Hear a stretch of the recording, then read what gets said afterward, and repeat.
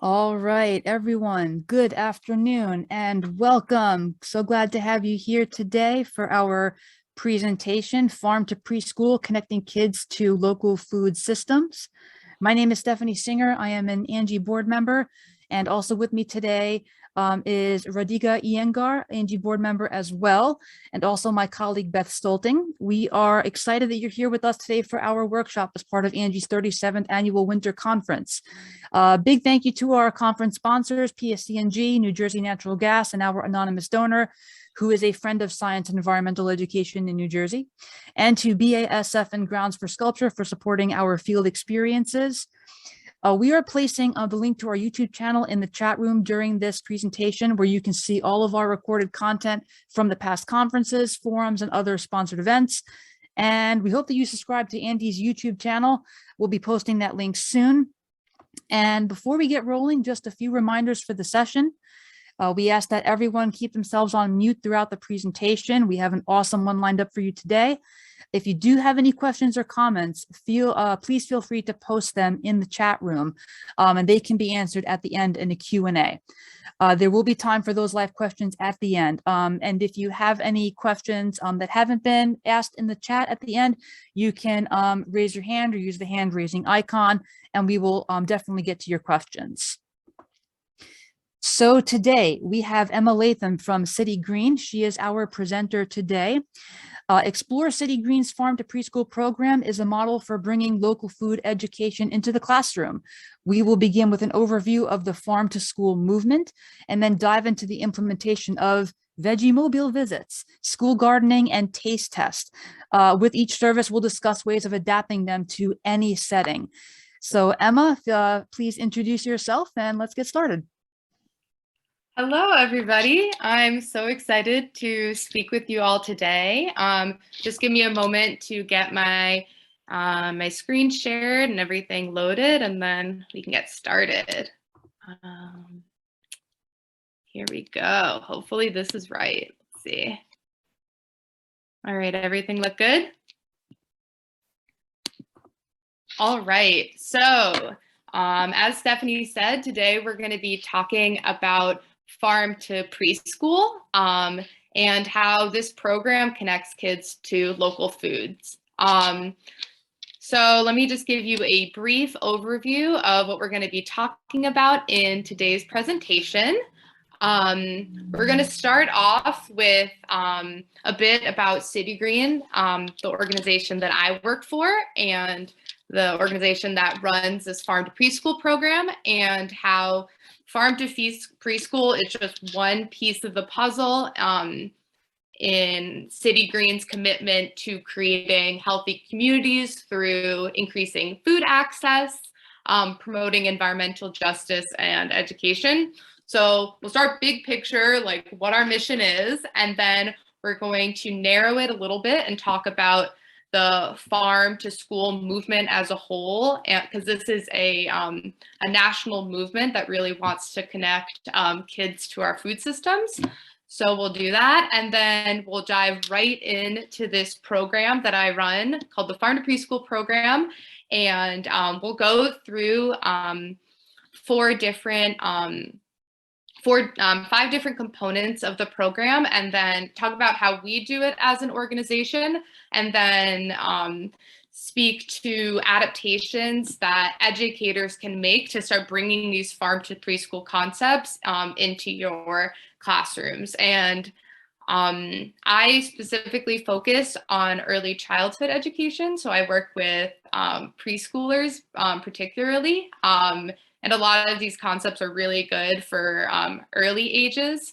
But really, school gardening is something that should be part of a K through 12 classroom. So a lot of these lessons can just be made, can have adaptations done to fit different levels.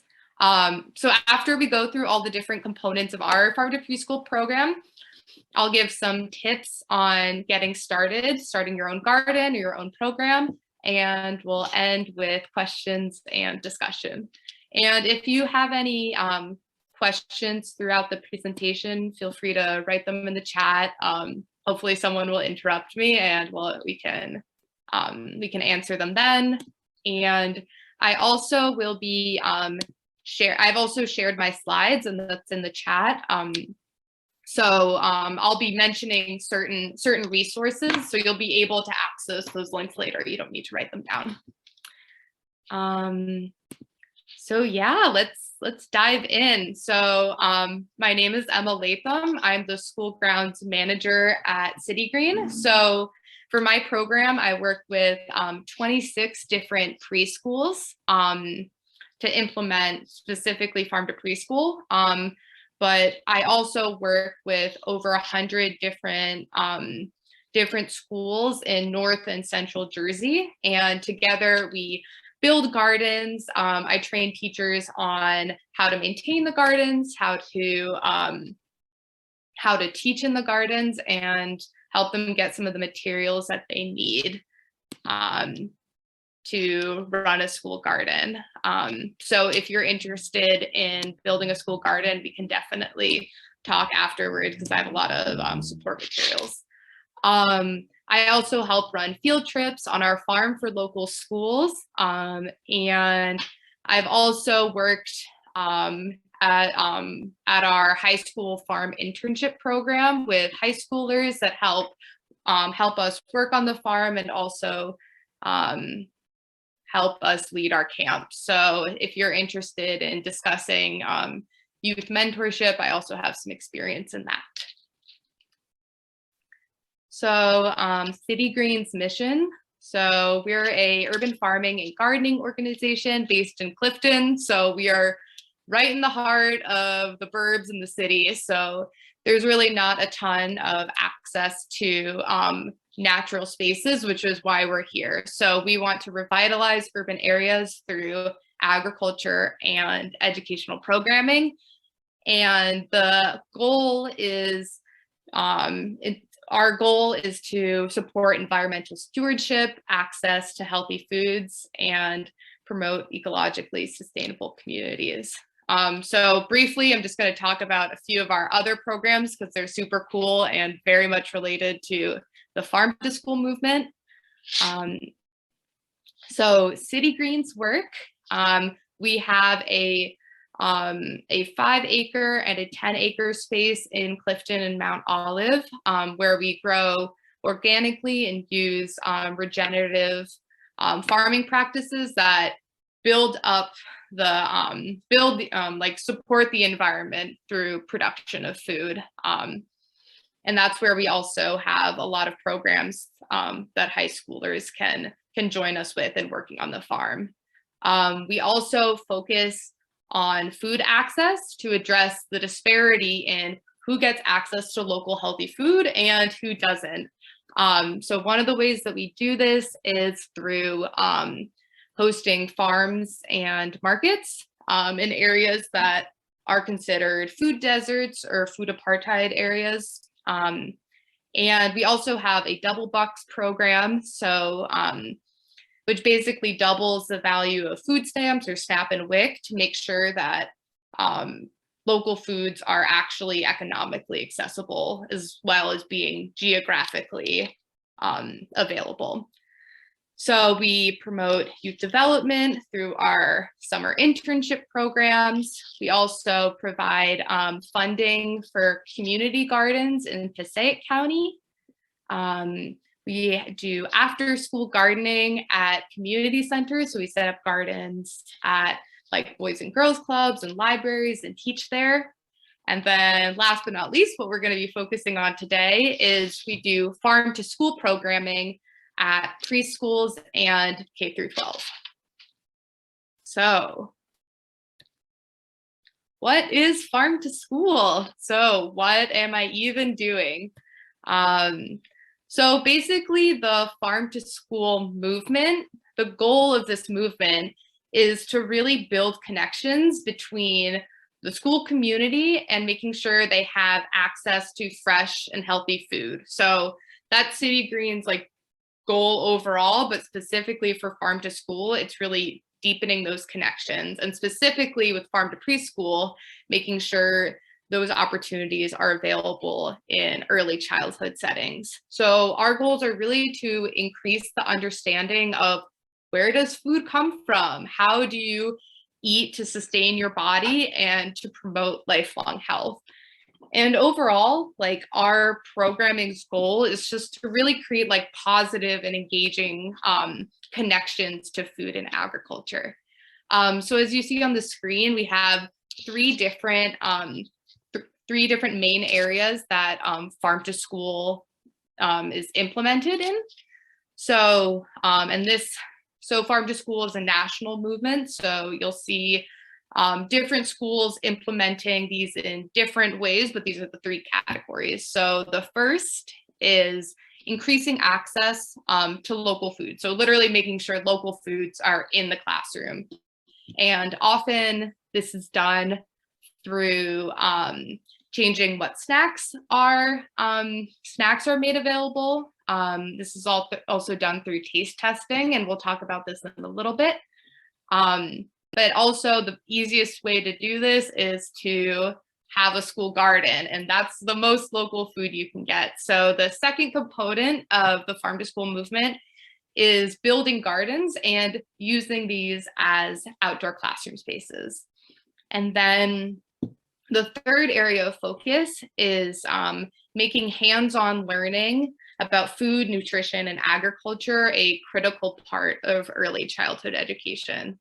So not just looking at a food pyramid and saying, okay, you're gonna have one serving of bread, but really like making food and the growing of food and the understanding of where it comes from a really engaging, positive experiences. And overall, the goal is to just really change the way food is purchased and the educational practices in early child care settings. So why do we need Farm to School? So with our globalized food system, there's really a lack of understanding about where food comes from. So if you go to the grocery store, it's really difficult to really conceptualize, like if you're picking out a carrot, how is this carrot grown? It was grown in Mexico? Where? What did it take to grow this? All our food systems have really been really stripped away all of the rich understanding that used to come along with eating and preparing food. So that's one reason. Another really important reason is that there's just in America systemic inequalities in access to fresh and healthy food and also to outdoor spaces. So addressing this in an early childcare setting is really important for making sure everybody has access and also addressing the fact that many children's diets are lacking in fruit and vegetables. And then one other reason why Farm to School is important is just because local food has a smaller carbon footprint. So it really helps the environment as well as kids to make sure that local foods are a part of preschool settings. And this photo here is one of our high school interns that worked on the farm, and she said, I believe that everyone should have access to sustainable food because it protects the environment. So so the impact of Farm to School. So primarily when you start integrating this into your educational setting, kids win. So the first year, 8 years of a child's life is really critical for establishing healthy eating preferences. So when local healthy foods are integrated into an early childcare setting, it really has lifelong impacts on their development and eating choices. And kids are more likely to try new foods after they've grown and prepared them itself. So a kid might be a little bit skeptical about trying a baby carrot that's come out of a package, but if they've had this experience of putting the seed in the ground, watering it, caring for it, and then pulling it out and really having that like revelatory experience that can come from gardening, it really has an impact on their willingness to try the food and integrate it into their diet. And then there are also just a lot of other ripple effects that come with school gardening. So it has a positive impact on physical activity, emotional health, and also academic performance. So there's definitely been a lot of research on the positive impacts. So farmers also win. So by opening up, by building connections between farms and schools, you're really creating another market for local farmers to have access to, which can support and strengthen the local economy and ensure that there are places where you can, it really ensures that you can continue to get Jersey tomatoes because you're supporting those farmers. And then the last thing is communities win. So really by, it's not just the kids that are having all of these positive impacts. Parents get to learn from their kids, and also a lot of kids often take home things that they grow in the garden, so it expands to the household. Teachers also get more time teaching outdoors and learning about gardening, which impacts their home life. So it starts with the kid, but ripples out and has a really positive impact on the entire school community. And also school gardening can really incorporate and is fundamentally tied to justice and inclusivity in educational settings. So gardening can be really good for English as a first language students and students with learning disabilities, because it really is a hands-on skill and a place where, especially if English isn't your first language, there's like a tangible connection, and there's a lot of ways of getting everybody involved in a much lower stakes environment. It also addresses the fact that not everybody has access to wild natural spaces. So building them into the school community is a great way of increasing access for everyone.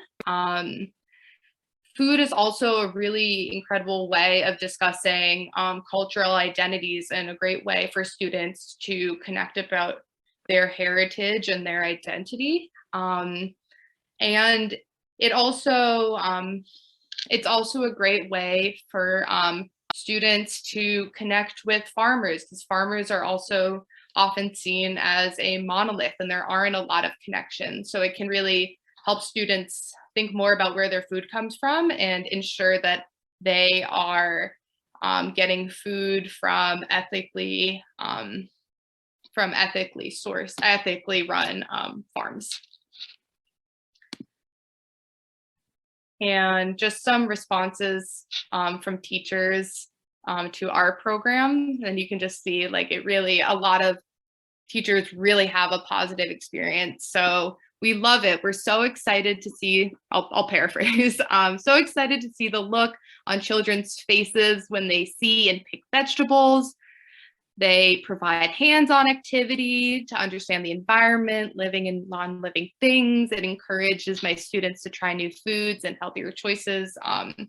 So this was just a survey that I sent about something unrelated to it, but really a lot of teachers that participate in school gardens really can see the positive impact on their kids. It's not something that needs to be forced. And then one specific quote from one of our partners in Little Falls. The teachers were really happy with the program, prepared, and looked forward to each visit. Parents were as excited as kids and monitored the growth of the plants in our 4 raised beds, and some took the vegetables home, as well as some of our neighbors. So really, it starts with the school, but it brings in the entire community.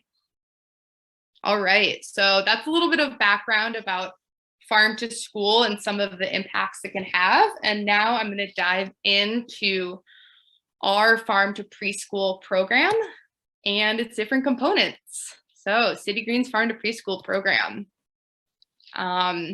So I work with 26 farm to preschool partners, and we started this program in, I think, about like 2017. So this is going to be our our 5th year of working with some of these schools. It started off with just 7, and through interest has grown over time to that 26 number.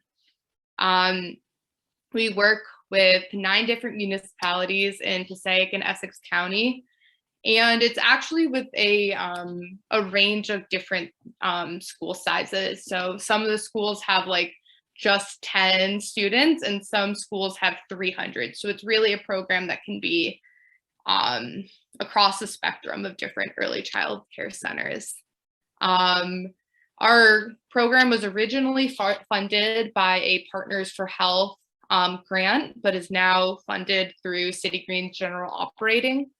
And of course, just like all educators, we've had to adapt our program to COVID. So in the past year, it's been a mixture of virtual and in-person programming. And we have had to cut out some of the more eating intensive and mask off activities, but we're hoping in the future we'll be able to restart them. And I will talk about them, even though at the moment they're not part of our practice.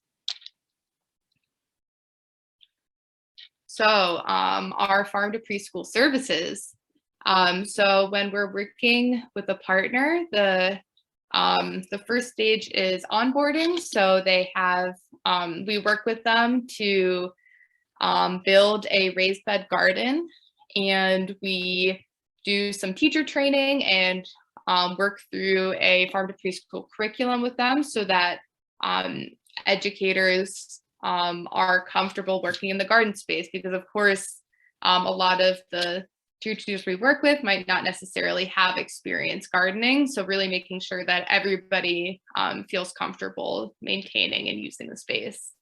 So after this garden is initially built and teachers are trained, we provide some annual services.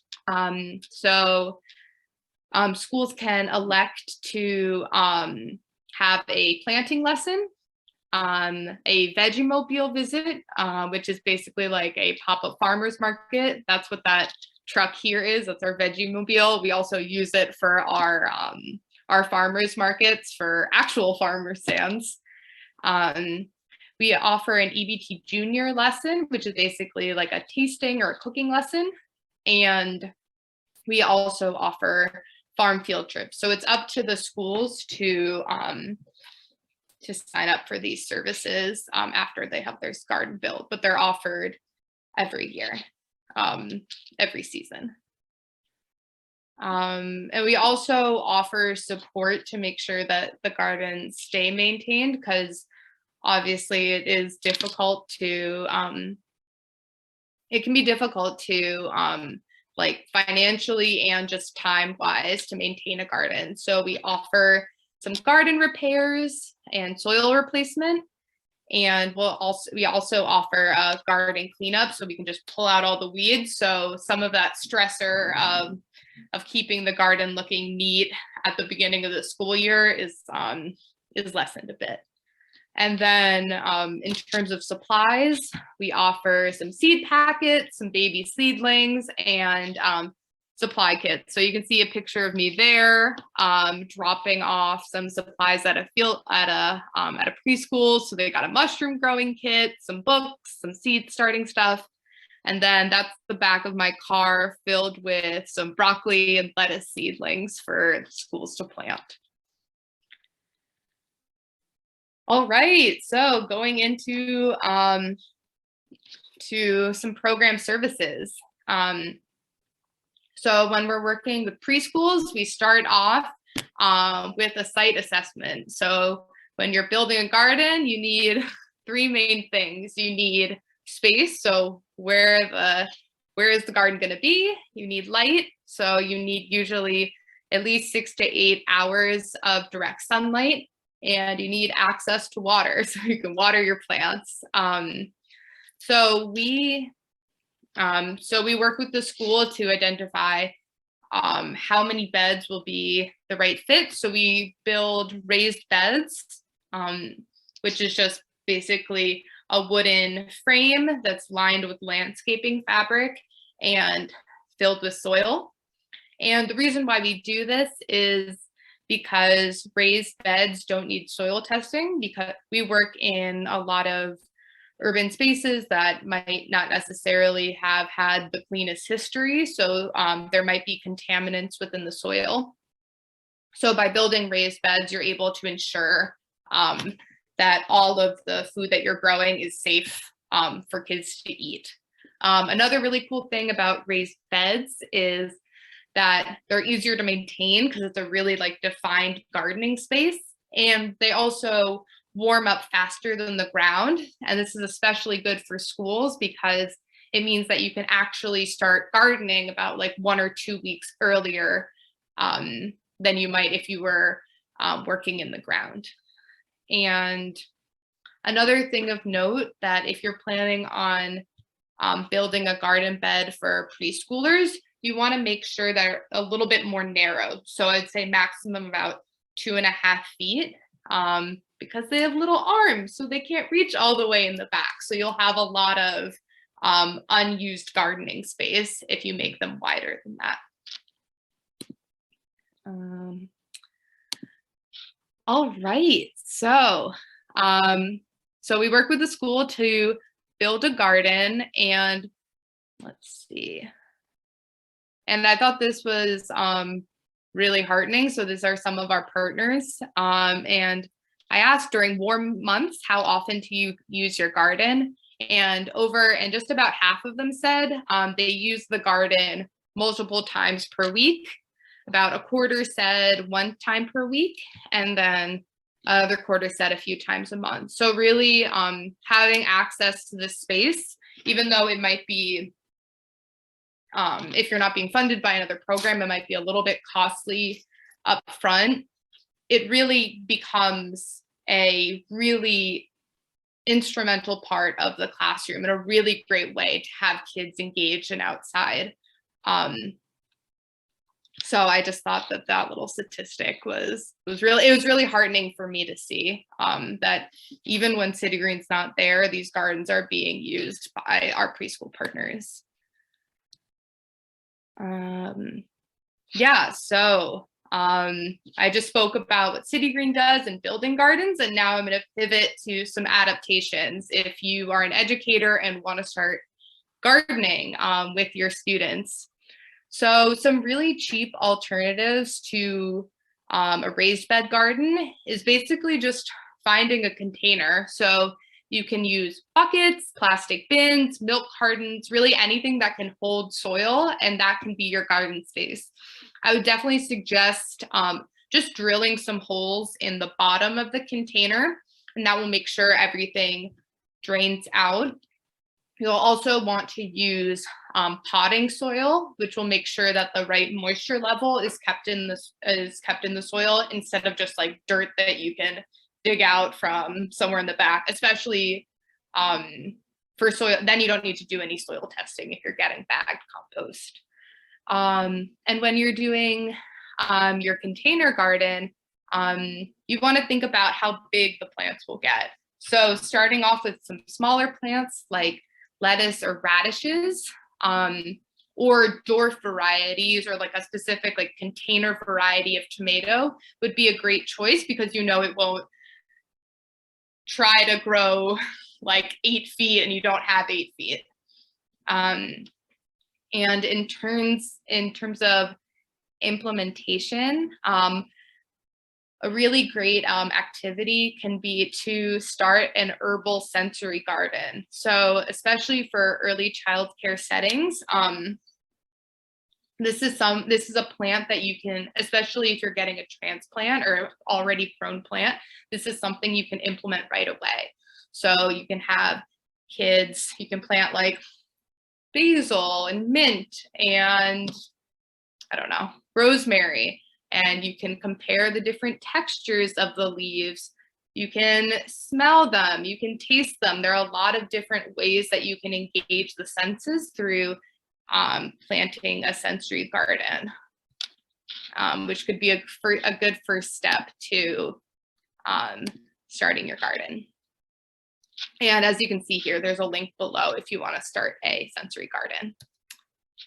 So you don't have any outdoor space, you can still garden. So indoor gardening can be a way to make sure that everyone can have access to something living and something growing. And especially if you're teaching virtually, this can be another thing for way to get kids involved at home. So a lot of people did this during the pandemic. So you can start a kitchen strap gardening. So basically just put some plants in water, put the tops of, take like a carrot that has a little bit of the root, or an avocado seed, or celery. If you put it on water, and you can follow the lesson that's linked there, you can do a lot of really fun things, and you can monitor growth and talk about the plant life cycle. You can also start seedlings, so you can get a tray with potting soil, put some just put some seeds in, put it by a window, and watch the seeds start to grow. So that can be a great way of learning about plant growth, even if you're indoors. If you don't have a really bright light or a really bright window, I would suggest investing in a grow light. They can be like $10, $15 if you get a cheap variety. And if you don't have light or a window, you can still do some gardening. You can always sprout seeds. So all you have to do is put some seeds in some water, let them soak overnight, pour out the water, and they'll eventually start germinating. And this is a good 2-for-1 because you can do some dissection. So everybody can look at the seed and see if they can find the root and the sprout, and what happens if we let it dry out, what happens if we put it in water. There are a lot of questions you can ask, even from this tiny little like lima bean seed that you got from the grocery store, from a bag of dried beans. And then if you also choose a good variety of seed, you can also do a taste test. So you can sprout the seeds, and they're incredibly nutritious, even more than an unsprouted seed, and everybody can taste it and see what it's like. So we talked about building a garden and some adaptations, and now we're going to talk a little bit about what we do in terms of teacher training. So for our program, teachers learn how to plant and maintain a garden, and they also learn how to integrate farm to preschool concepts into their curriculum. And it's really cool because you really can hit the 4 main learning categories of social emotional learning, physical, cognitive, and language skills, all through the lens of farm to preschool. So for example, you can see here, you can kind of see here, we have our farm to preschool program, and this month is about radishes. So in our curriculum, teachers learn how to plant them, how to harvest them. They have a circle time, so they can have a discussion. How do radishes grow? They can pass around radishes and compare their structures and the different varieties. In our curriculum, they use mathematical concepts when counting and measuring the radishes. We have songs about radishes, recipes for cooking with radishes, and even art and how you can use radishes to make a stamp. So there's really, through the lens of farm to preschool, you can really hit all of those target areas of development in an early childcare setting. So obviously not everybody has access to our curriculum. So there are a ton of resources online that you can use to get some information. So if you want to learn more yourself about how to teach in a garden, Kids Gardening is a really great resource. It's a website that has lessons and guides about gardening, but it also has a really cool online discussion forum. So you can post like, I want to teach about cover cropping. Does anybody have any ideas? And you can get some really, really great advice from fellow educators. Starting now, there's actually a course called Teaching in Nature's Classroom, which is for free. And that can be a great way of just learning about how to use a natural setting or a garden and integrating it into your teaching. Rooted and National Farm to School networks are great resources, and LifeLab and Food Corps have a lot of guides for how to set up a garden and how to lead cooking lessons. So just because you don't have City Green's curriculum doesn't mean there's not a ton of stuff online for you to really get a similar quality of resource or of training. And then there are also a ton of curriculums online for a variety of different ages. So you can see here, there are farm to preschool curriculums on the bottom. And then if you're interested in just gardening lessons outside, kids gardening and Food Corps, which I mentioned before, are great. And then also the whole kids curriculum and Edible Schoolyard have a bunch of other standard lined lessons. All right, so we've covered so far building a garden, being trained on how to use it, and now we're going to pivot and talk about some of the lessons that we actually teach in schools and how you can adapt them to your classroom setting. So, planting lessons. So our planting lessons, depending on the preschool size, can last from 20 minutes to an hour and a half. It really depends on the number of students in the school. And the great thing about a planting lesson is that it really can be adapted based on the age and level of the kids and the group size and what's growing. And there are a lot of different types of activities you can do in the garden that can promote different types of development. So we'll go through some of them. So one task you might do in the garden is weeding. And although this seems like it might be a mundane task for an adult, it can be a really cool skill. So as you're picking out weeds, it can be a great way of saying, what is a weed? What makes a vegetable, and what makes a plant a weed? That can be a discussion. You can also work on those observation skills of picking out two weeds and saying, what is the structure of this plant? How do we know that this plant is grass and this plant is purslane? So you really can start to learn more about about how to make observations. You can do drawings of the weeds. That can be a part of a planting lesson. Digging is also a thing that's amazingly entertaining for a preschooler, and also has an important developmental impact. So digging is really good for practicing arm movement, getting physical activity in.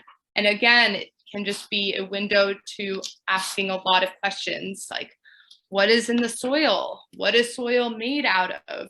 Is there anything living in the soil? You can look for worms and pill bugs. You can even add some water and really make it a sensory experience and play with the mud. In a planting lesson, you can actually plant things. And this can be a great way to increase exposure to different types of vegetables. This is a broccoli seedling. What does broccoli look like when it grows bigger? And you can really connect to that full plant cycle. What do we think is going to happen when that broccoli plant goes in the ground? Is it going to grow leaves? What happens next? And again, planting has a lot of those motor skills, especially when you're picking up seeds. It requires a lot of precision.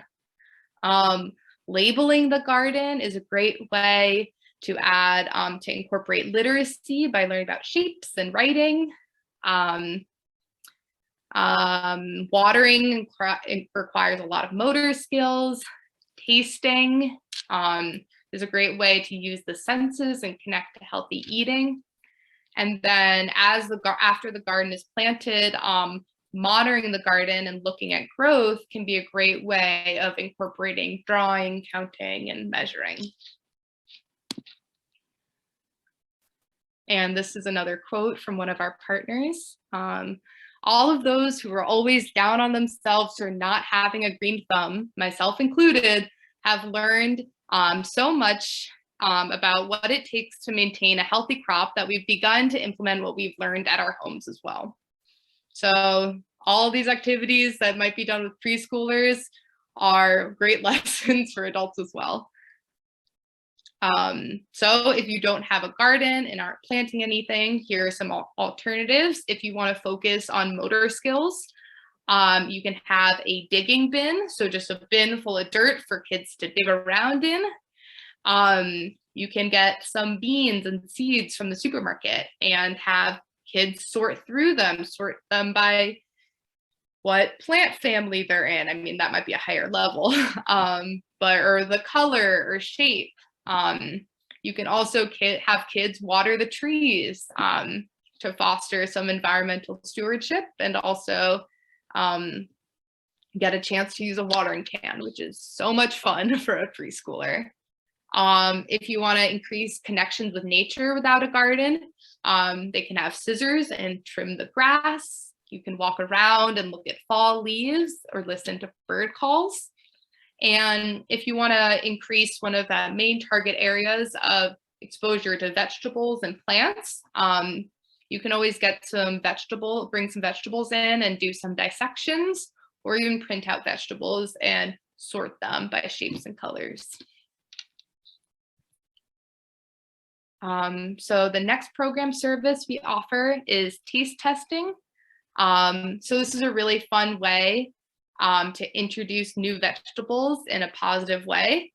So basically what you do is you get two types of vegetable. So maybe a baby carrot versus a local carrot, or a green apple and a red apple. And everybody together will everybody will be passed out one of the vegetables. They'll use all of their senses to describe it.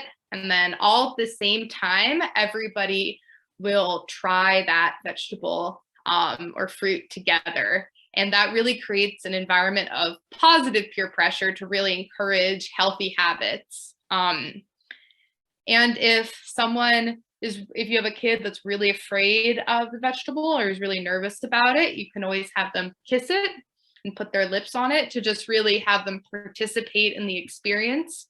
But obviously the goal is to create a positive experience. So if they don't want to do it, don't force it. And if they don't like it, just emphasize that it's okay to not like things the first time. And if this becomes a practice within your school, that they'll get another chance to try it again.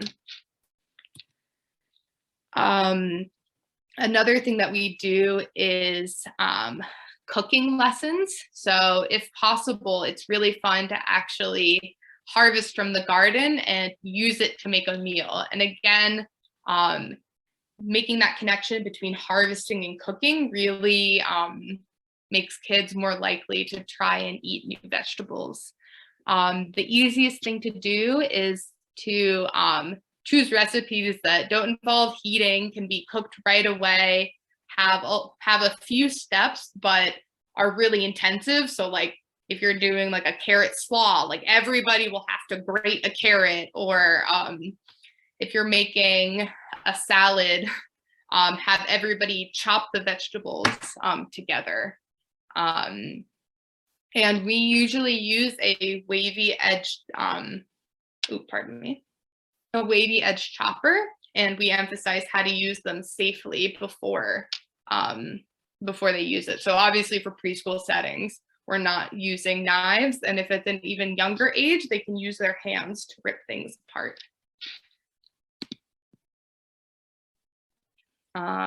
The children loved learning about the growing process and seeing the end results.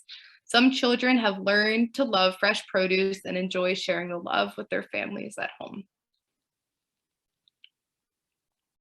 So an adaptation and a way to bring this into your classroom. One way to have expose your students to a ton of different vegetables is by participating in a CSA or a community supported agriculture program.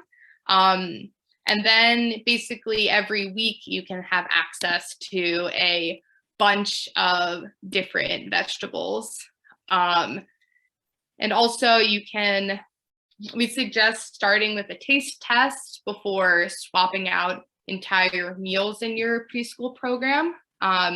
Start with items that need little processing or refrigeration, and then really look through what's being served at your school and identify 1 or 2 items that might be easily swapped out for something fresh and local.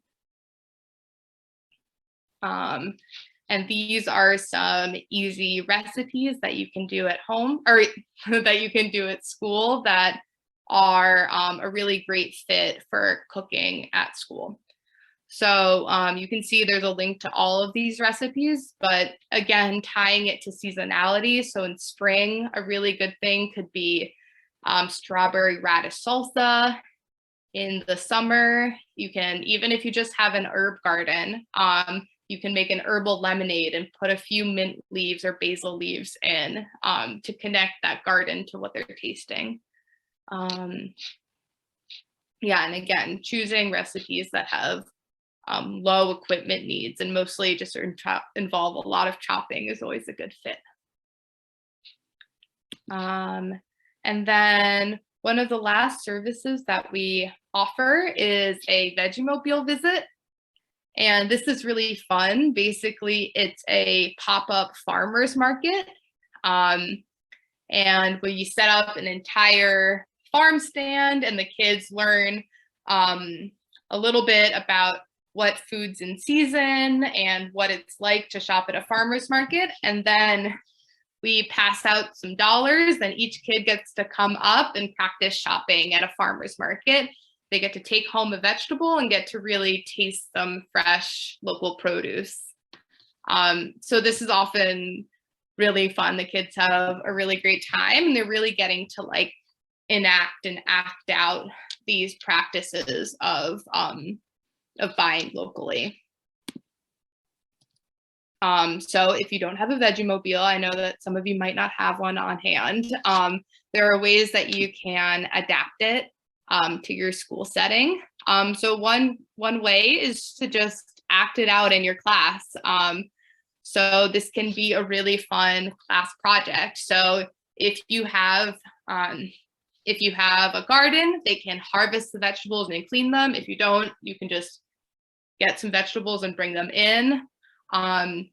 In order to engage the students in this process, they can make signs showing what's being sold. They can really get engaged in counting each vegetable. So if they're like acting out, playing the farmer or the salesperson, they can count and do some inventory.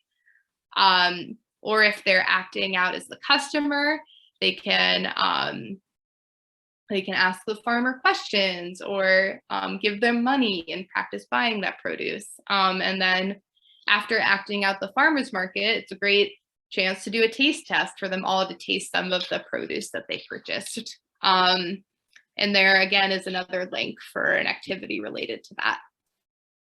Another fun thing you can do is visit a farmer's market and have that be a little local field trip. And again, when you're visiting the farmer's market, you can do a scavenger hunt for certain types of vegetables. You can look at, you can prepare questions for the kids to ask the farmers. They could look at shapes and colors, look at numbers. So it's really like a great, a really engaging place for kids that also hits home on that connection to eating healthfully and locally. Or if you obviously can't leave, you can always watch a video by PBS and visit a virtual farmer's market. All right, and for our last couple minutes, I'll talk about some tips for getting started at your school. So the number one step is to just take it slow. So there's obviously like a ton of stuff and a ton of ways that you can integrate farm to school concepts into your school, but start slowly. Like, for example, if you're really interested in taste tests, you can maybe start with a taste test once per season. So in the fall, you can get some local apples and have everybody try a different apple variety. And then maybe in the summer, they can try a cherry tomato, and in the spring, they can try a radish. And if the kids are engaged and you're able to work out a system, maybe it's once per month and then once per week until it really becomes a part of your school's practices. And the same thing goes with gardening. So maybe the first thing you do is try a sprouting seeds activity. And if there's engagement in that, you can try growing seedlings, and maybe those are for your container garden. So really starting slow and identifying what you think would be the best fit for your school, and then really growing it from there. So working together with your school community is also really important because it can be difficult to do this alone. So find some educators and administrators that are also interested in this topic. Identify which activities you want to start with first. So if you want to start a garden, decide what project, what lesson you want to do first. Then you want to work with your administrators to create an implementation plan, draft a budget, and secure supplies, because obviously a lot of these activities do require some financial investment. And then also think about your community and what they have to offer. So if you decide to grow a garden, but there's nobody in the school to maintain it over the summer, maybe you have some interested parents that are willing to water the garden. Or if you have a local business, maybe they're willing to donate supplies. So really just discussing your plans for implementing farm to preschool concepts with the community. You'll be amazed by how many parents or teachers have resources that they're willing to offer. In terms of fundraising, there are grants, national grants that are available for starting school gardens. And we have a link to City Green's grant writing guide that can be really helpful, and also has a list of school garden grants. But one interesting thing is also the USDA CACFP. So basically the USDA does provide reimbursements for local food sourcing and gardening supplies for early childcare settings. So that can be another resource for funding the procurement of local foods and gardening supplies.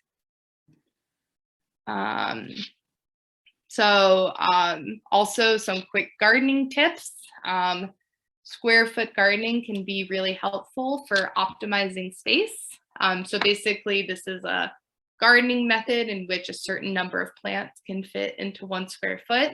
When you're gardening, always make sure to choose some cool weather crops that grow quickly if you're not going to be there during the summer. And then always set up materials before you go and get into the garden. All right, and that is all I have to share on the Farm to Preschool program. So if you have any questions, I'd love to hear them. Thank you, Emma. That was a very comprehensive presentation, and I got a lot of ideas. So thanks for covering so many different aspects. Very, very comprehensive. There's a question in the chat about City Green Farm. When did the City Green Farm to preschool program start? When did you get involved, and how has it grown over the years? Yeah, so thank you for asking. The program started in I think 2017 as a pilot program with about 7 to 8 preschools, and then every year it's grown a little bit. So now it's our 5th year of implementation, and we've added about like 5 to like 8 schools per year. So now we work with 26 schools for their 5th year.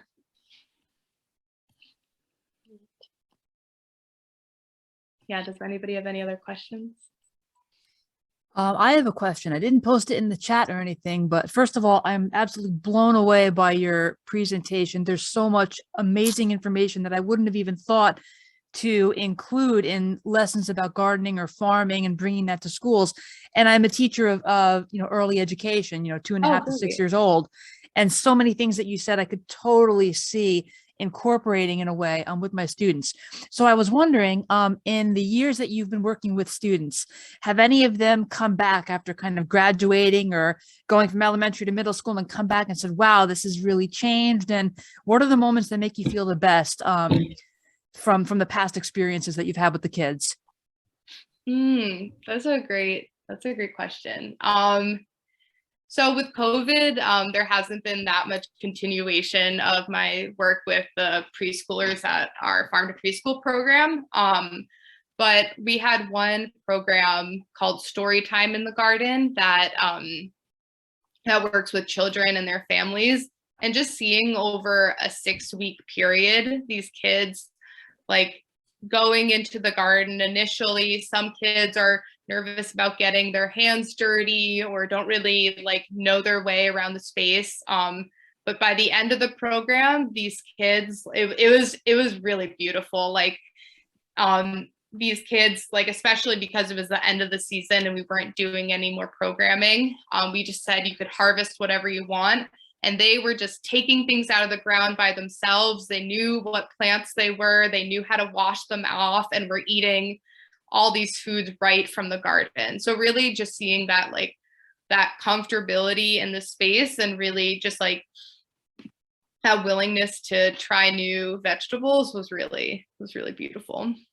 That's awesome. I'm actually going to end on that note because we're right at the end of our workshop time. So it's just been amazing. I gotta say, it's absolutely fabulous. So with that, I want to send a big thank you out to Emma, our presenter. Emma, thank you so much for taking the time to present today. It was absolutely wonderful. And this presentation will get posted on our YouTube channel, so please subscribe. And I just posted the evaluation link. So anyone who has come and participated today and was present here at this workshop, you can click on the link and you can fill out the evaluation form and tell us how your experience has been so far. And thanks again to the conference sponsors, PSE&G, New Jersey Natural Gas, and our anonymous donor, and BASF and Grounds for Sculpture for supporting the field experience. Also, coming up at 6:05 in a couple of minutes is Angie's networking night. You can join us for fun and connection and hanging out with all of us like-minded individuals in New Jersey, and it'll be a good time. Thank you again, and we hope to see you guys soon, and enjoy the rest of the conference. Thank you. Thanks, everybody. Thank you, Emma.